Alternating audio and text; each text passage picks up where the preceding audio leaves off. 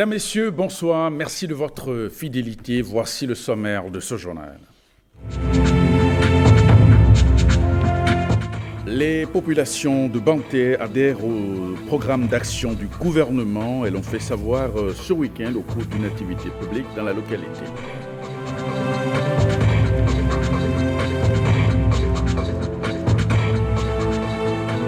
Adoption à l'unanimité du premier rapport d'activité du président de l'Assemblée nationale. Les députés approuvent la gestion de Louis Vlavonou. Ils l'ont exprimé en fin de semaine à l'hémicycle.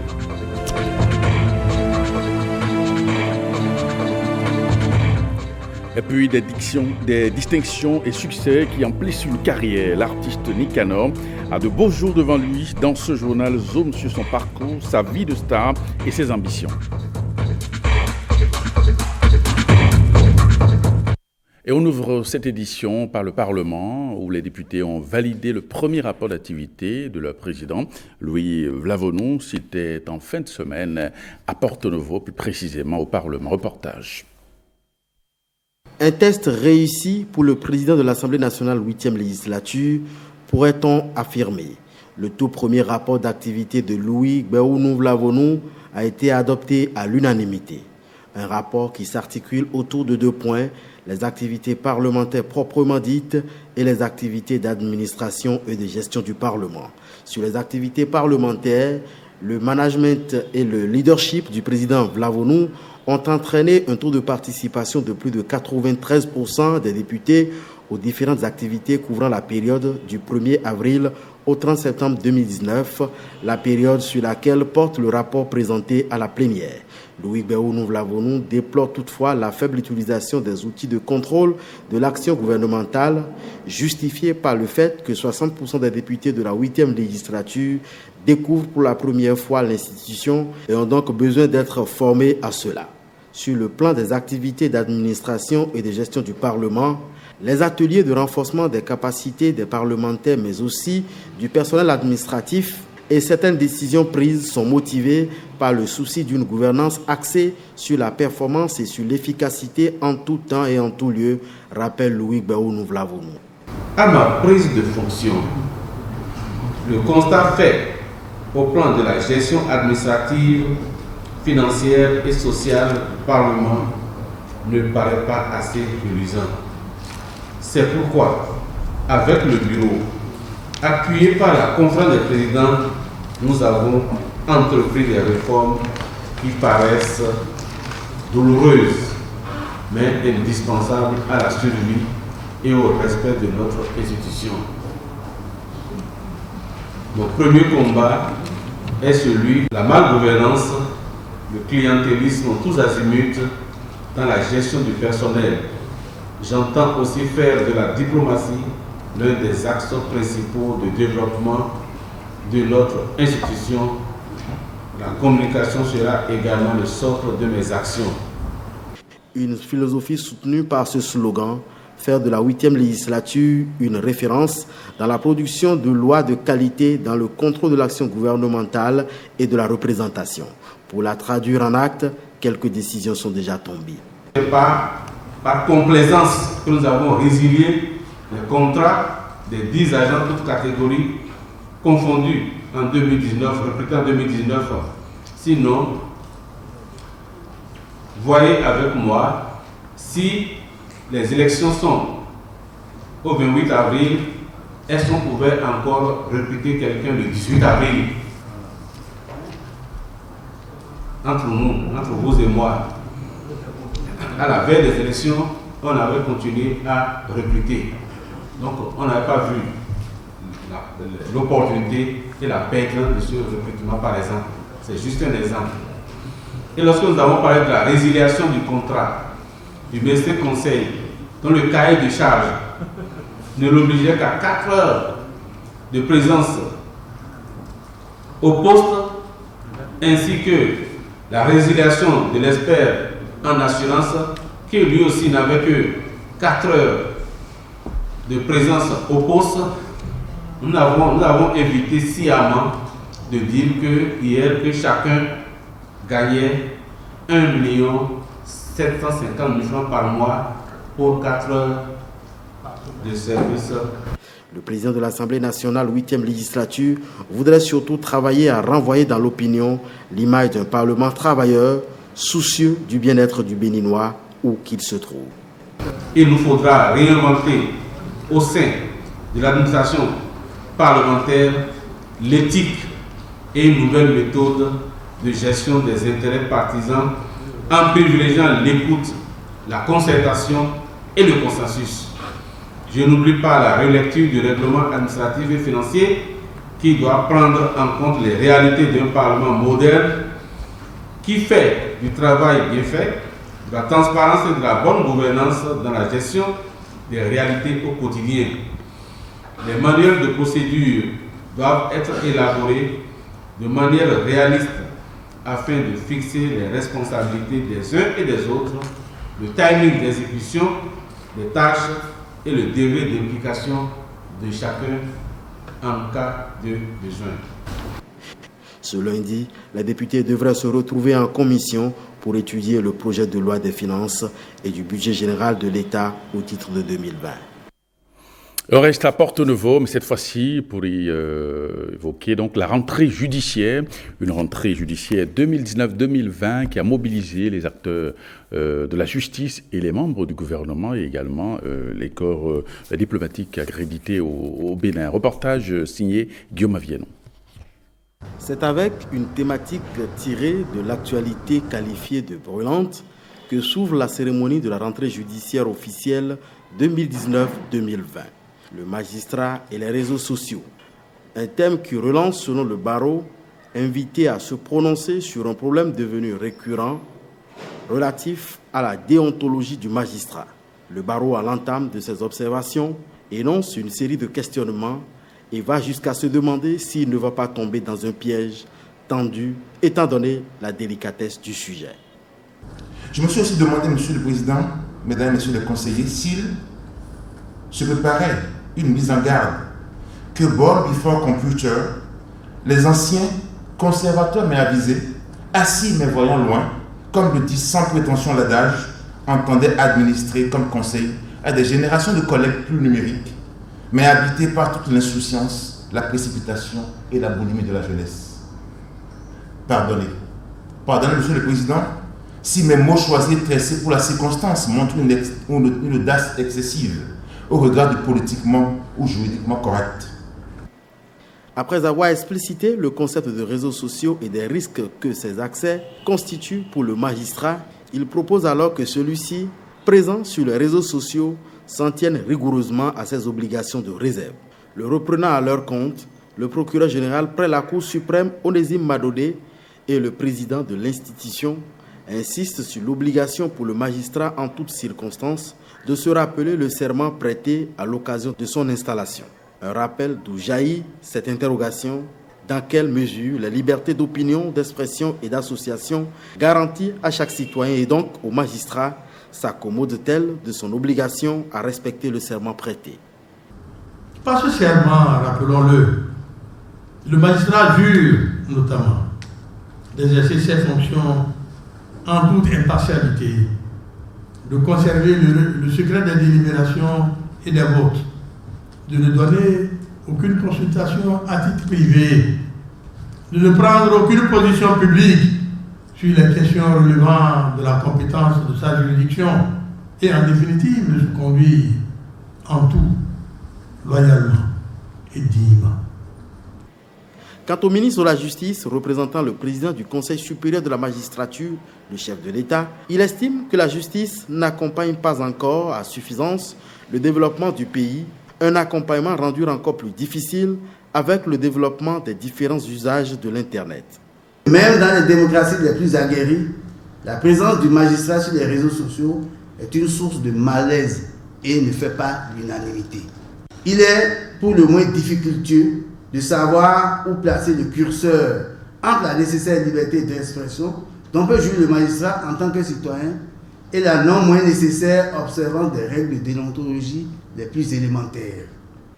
Le ministre propose au final l'introduction imminente au Parlement d'un code de déontologie du magistrat face aux dérives observées sur les réseaux sociaux pour ramener celui-ci à ses obligations de dignité d'indépendance, d'impartialité et de réserve.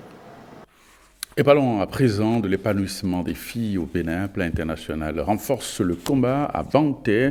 Un projet de suivi est lancé à cet effet dans cette commune pour une durée de 5 ans. Ce projet a été applaudi à l'occasion de la célébration des 2 ans de règne du roi d'Akwasi, un village de Banté. Invité, le ministre de l'Agriculture, de l'Élevage et de la Pêche en a profité pour parler donc du programme d'action du gouvernement qui a été d'ailleurs adopté par les populations de la localité. Koudou Sablaï. Banté embrasse la rupture, les yeux remplis d'espoir. Tête couronnée, population franchissent le pas, convaincus de l'importance du PAG pour le développement de leur commune. On ne peut pas continuer comme ça. Le développement de Banté prend un coup.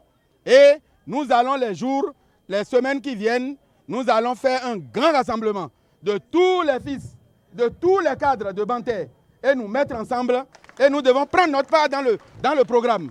Nous devons prendre notre part. Nos routes, on doit les prendre. Il y a des barrages qui sont programmés. Je ne suis pas la voix pour le dire. Les voix plus autorisées le diront. Nous ne pouvons pas laisser ça. Nous devrons être proches de celui qui est là et lui dire il reste notre part. Banté est resté au cœur des actions de développement du gouvernement, à l'image des 116 autres communes du Bénin. Le ministre Gaston Dossoui rassure. Le gouvernement du président Talon ne fait pas d'exclusion du tout. Traiter Banté comme une zone marginalisée n'est pas au chapitre de nos actions. Illustration avec ces actions futures qui seront lancées sous peu au profit de Banté. Si c'est sur la production de cajou,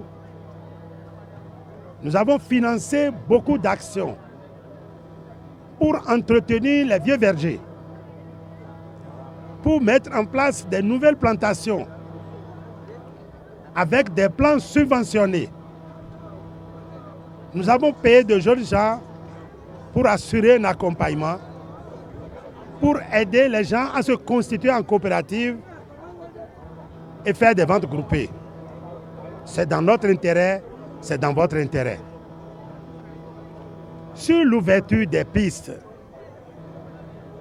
au mois de novembre maintenant, vous verrez combien de caterpillars vont rentrer dans ces régions de Banté pour ouvrir les pistes agricoles afin de sortir facilement les produits. S'agissant de la production de riz, de façon personnelle et avec le professeur Baguidi, j'ai eu à sillonner les bas-fonds et nous avons ciblé une quinzaine de bas-fonds à aménager à compter de décembre jusqu'à mars. Sur le programme Simplement des collines, la seule commune de Banté a 2 sur 5 périmètres à aménager. Et pourtant, nous avons 6 communes. Ici à Banté, on montera un barrage qui va retenir de l'eau. Et dans les parcelles à aménager, le village Gadja a aussi un bas-fond que nous allons aménager pour permettre aux femmes de travailler et de gagner de l'argent. Toutes les couches seront prises en compte dans ces projets de développement avec une plus grande attention accordée à la jeunesse. Vous savez très bien que j'ai un fort penchant pour la jeunesse de Banté. Nous discutons. Vous avez estimé qu'il faut promouvoir des cadres. Les positions que vous m'avez confiées de transmettre au chef de l'État, je ferai de mon mieux avec les plus grandes diligences pour que les messages reçus ici soient portés à l'attention de l'autorité. Mais Banté a beaucoup de chance. Voyez, aujourd'hui, nos filles sont sujettes à beaucoup d'obstacles pour leur évolution, leur épanouissement. Et nous savons très bien que nos têtes couronnées, les garants de la tradition, ont forcément un mot à dire pour nous accompagner dans cette noble ambition. L'objectivité doit désormais guider Banté, qui bénéficie déjà de l'appui de Plan International Bénin dans le combat pour l'épanouissement des filles de cette commune. Le ministre de l'Enseignement technique et de la formation professionnelle était à Tchaourou, plus précisément au lycée technique de la ville, accompagné d'une forte délégation. Maunio Kakpo était allé constater l'effectivité de la rentrée dans ce centre de formation professionnelle. Judikel Ayenan Vitis Ahoré. C'est la deuxième visite du ministre de l'Enseignement technique et de la formation professionnelle au lycée technique de Tchaourou au titre de cette année scolaire. Le 7 septembre dernier, je suis arrivé sur ce site de lycée technique et professionnel de Tchaourou et j'avais annoncé la réouverture. On était à une semaine avant la rentrée officielle. Aujourd'hui, je suis revenu sur ce même site pour constater l'effectivité de la rentrée. Et non seulement l'effectivité de la rentrée, l'effectivité du démarrage des cours. Je me suis rendu compte que tout se passe très bien. 5 filières sont ouvertes au lycée technique et professionnel de Tchaourou. L'établissement compte environ 120 apprenants au titre de l'année scolaire 2019-2020. C'est vrai que nous avons quelques difficultés de matériel. Difficultés en ce qui concerne le matériel informatique pour les métiers concernant les analystes programmeurs et ceux qui sont sur les sites web. Nous avons également la difficulté d'approvisionnement en énergie électrique. Ces difficultés-là sont en train d'être résorbées puisque nous avons au niveau de notre PTA de cette année inscrit la plupart de ces difficultés pour que les apprenants, de même que les formateurs, puissent être sur un site bien approprié. Je me suis également rendu compte que la construction du site du dortoir est en pleine progression. La réouverture de ce lycée technique s'inscrit dans la volonté du gouvernement de relancer l'enseignement technique et la formation professionnelle. Vous aurez une formation de qualité. Et parlons à présent de la promotion de l'éthique et de la bonne gouvernance au niveau du projet Follow qui vise la promotion des femmes, faire en sorte que les femmes puissent s'insérer facilement dans les instances de prise de décision dans notre pays. Reportage. Le projet OKPBN vient en renfort aux mesures contre le chômage des jeunes, et ceci à travers le renforcement de la formation pour l'emploi dans les chaînes agroalimentaires au Bénin. Il s'agit là d'une initiative des proviseurs des écoles agricoles en partenariat avec les Pays-Bas. Nous, les bénéficiaires de ce projet, seront demain des diplômés ayant intégré les enjeux filières agricoles, les besoins du marché du travail, les logiques entrepreneuriales qui valoriseront nos compétences pratiques et notre compétitivité sur le marché des biens et services. C'est un projet qui va permettre aux apprenants, aux jeunes, de ne plus tenir le sac et dire j'ai un diplôme, je cherche du travail.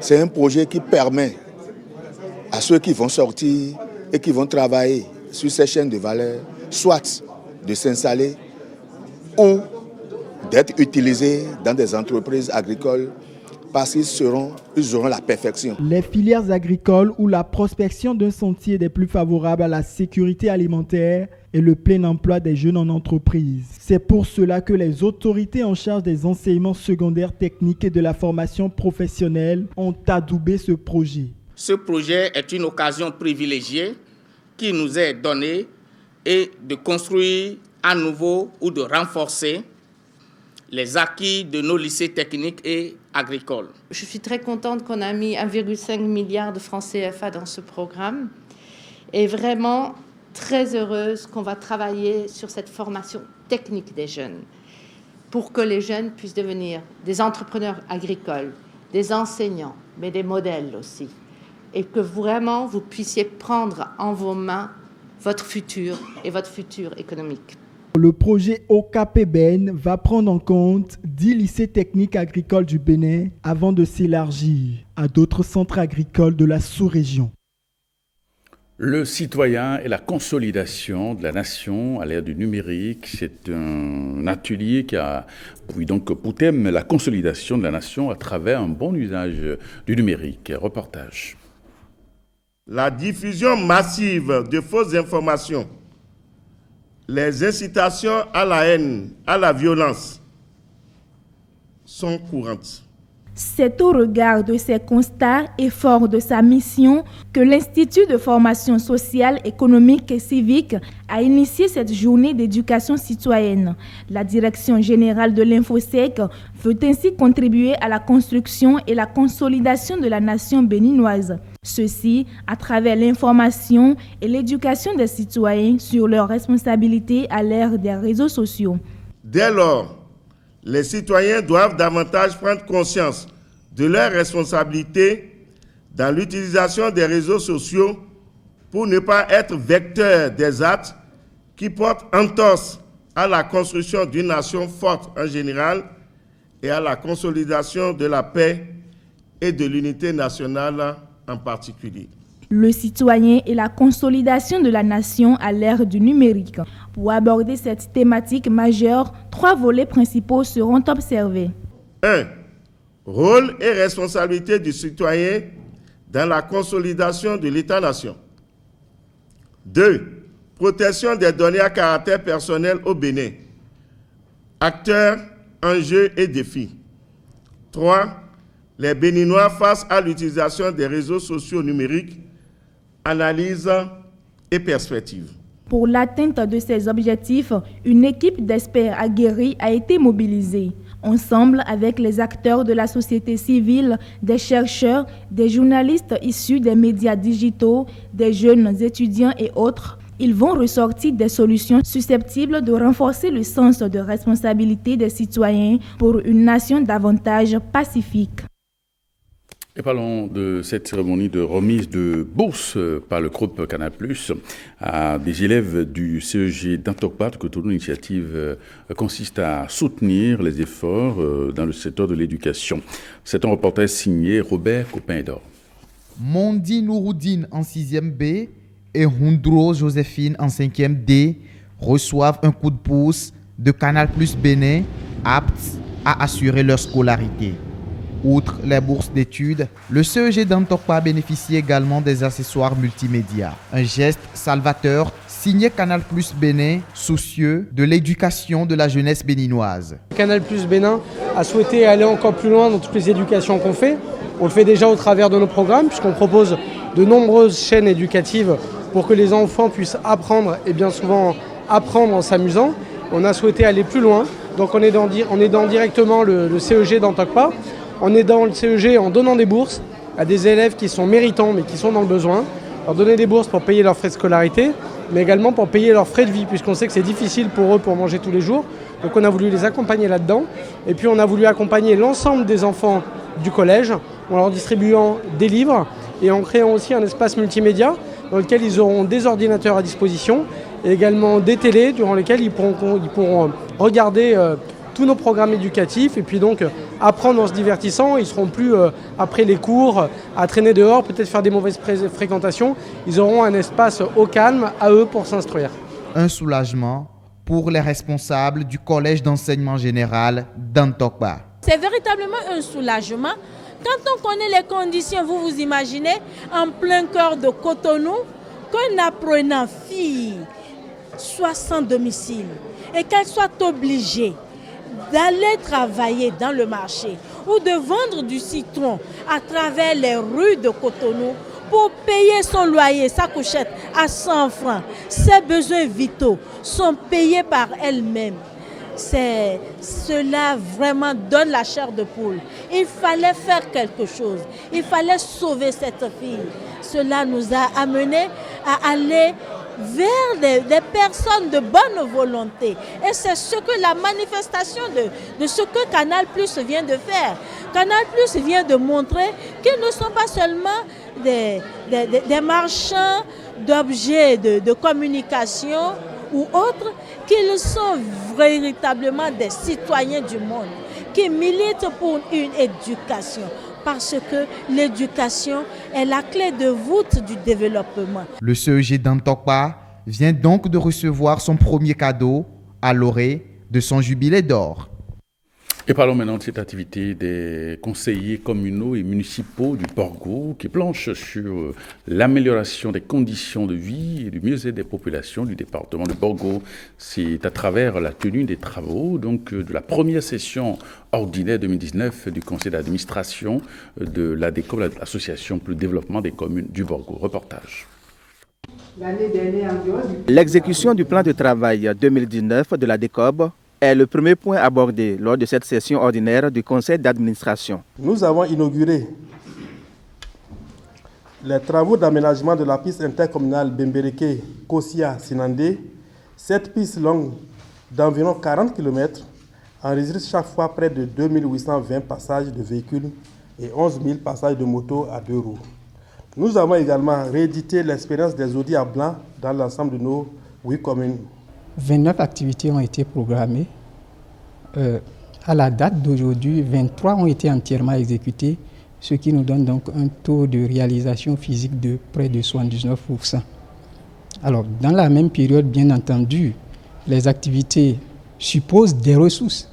Nous avons en termes de réalisation financière, nous sommes autour de 72,25%. Après le point relatif au niveau d'exécution physique et financière, les nouvelles conventions de partenariat signées ont été portées à la connaissance des élus communaux. L'arbre à qualité dans le département du Borgo. Mais pour cette phase d'expérimentation, il n'y a que 2 communes qui ont été retenues, à savoir Ndali et Tchaourou. L'ADECOB a gagné un appel à projet du programme d'appui au développement territorial, PADT, financé par l'Union européenne. Cet appel à projet vise les 7 communes du Borgo, et à l'exception de Parakou. Les dispositions à prendre pour le montage des projets dans le cadre de la recherche de financement, puis le renforcement du système de suivi et évaluation des activités sont les autres points débattus. Nous avons compris qu'en restant ensemble avec les autres, ce serait plus bénéfique. Aujourd'hui, il se pose à nous des problèmes de limites. Parakou, étant donné qu'on est à statut particulier, on a des projets et ce n'est que l'intercommunalité qui peut régler. Nous devons relever un certain nombre de défis, en l'occurrence en matière de suivi et évaluation de nos actions. Il y a aussi le renforcement de capacité du personnel et des élus, pourquoi pas. Il y a aussi l'état civil. Il n'y a pas de structure sans les cotisations. Il faudra que les communes essaient d'être à jour pour le paiement des cotisations. Les questions environnementales, le foncier et la transhumance constituent d'autres challenges, souligne le secrétaire exécutif de l'ADECOB. Et on en arrive maintenant à notre magazine qui est focalisé ce soir sur Nicanor. Nicanor qui est un artiste à succès, en témoignent ses nombreuses distinctions qui, vous le savez, remplissent déjà sa belle carrière. Pourtant jeune, eh bien, le jeune chanteur garde un bel appétit qui devrait le presser à de nouveaux tubes. Ses rêves de star, il les a confiés à Nicanor Kovi qui l'a rencontré en bordure de mer ce week-end. Reportage. J'ai l'habitude de le dire, je suis l'artiste du peuple, je suis le fils du pays, je suis celui que le pays a poussé jusqu'au niveau où il est, maintenant. Entre Nicanor et ses fans, un je t'aime, moi non plus des plus passionnés. Une histoire d'amour qui donne des ailes aux chanteurs, enclins à s'avancer toujours plus loin sur les sentiers de la renommée. J'ai envie qu'on parle de l'artiste Nicanor comme on parle de Wizkid aujourd'hui, comme on parle de Davido aujourd'hui. C'est ça, moi je rêve. Des rêves de star, en veux-tu, en voici, portés par une confiance acquise au fil de ses succès. Des triomphes musicaux et des récompenses venus avec des débuts en boulet de canon dans le showbiz. De quoi nourrir des envies d'ailleurs. Il faut sortir du pays, il faut essayer de commencer par présenter le produit à l'extérieur. Donc c'est ce qu'on est en train de faire. C'est vrai que le marché à l'international est très très concurrentiel. C'est un marché avec beaucoup de produits de qualité. Donc aujourd'hui, on essaie de parfaire ce travail-là pour que notre musique ne soit pas seulement, ouais, voilà, c'est pas mal. Moi, je ne suis pas dans ce genre-là. D'étoiles béninoises à stars planétaires, il y a une galaxie que Nicanor entend parcourir sans emprunter de raccourcis, sauf peut-être le concours d'une grosse écurie de production en guise d'ascenseur social. Extrait. C'est vrai, ce n'est pas qu'on dit non catégoriquement, on n'a pas dit non, on reste parfois dans des pourparlers avec ces maisons. Peut-être qu'on n'est pas encore arrivé à un certain niveau qui justifie certaines choses qu'on réclame, qu'on n'a pas encore. Mais voilà quoi, on y pense tout le temps, c'est très important. J'avoue, de connaître a changé mes jours. Ce qui paraît encore plus important pour Nicanor, c'est la constance dans les chansons de charme. Car de Manvan à Dans tes yeux, la botte secrète du chanteur a un nom, l'amour, ou plus exactement, la femme. C'est beaucoup plus dans ce domaine-là, avec ce sujet-là, que je me sens à l'aise. C'est vrai que quand on a sorti des morceaux comme Vita Vie, les gens ont aimé. Et c'est vrai que les gens ont également adopté Jeune Fort. Mais je me sens très très à l'aise quand il faut chanter, quand il faut écrire la femme. Je me sens vraiment à l'aise. Dans ses yeux, lui, l'amour des femmes qu'il chante et son étoile brille avec davantage d'éclat à chaque nouveau morceau. Le Fils du pays, son prochain premier album, est prédestiné au succès pour Nicanor, dont le nom signifie justement en grec « victorieux ». Eh bien, ce journal se refait. Merci pour votre fidélité à 23h30 pour le JT Soir. Merci et à très bientôt.